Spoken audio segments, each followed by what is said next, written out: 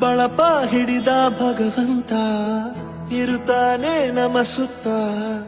ಅವತಾರ ನಾನಾ ರೂಪವೋ ನಮ್ಮೆಲ್ಲ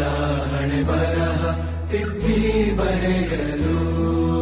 ಕತ್ತಲೆಯಿಂದ ಬಹಂತ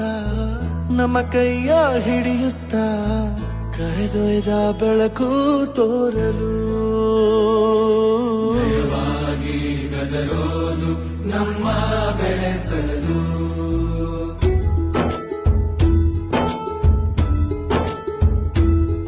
ಭಾಷೆ ಅಮೃತ ಕುಡಿಸೋ ತಾಯಾಗಿ ಭಾಷೆ ಅಮೃತ ಕುಡಿಸೋ ತಾಯಾಗಿ ಭವಿಷ್ಯ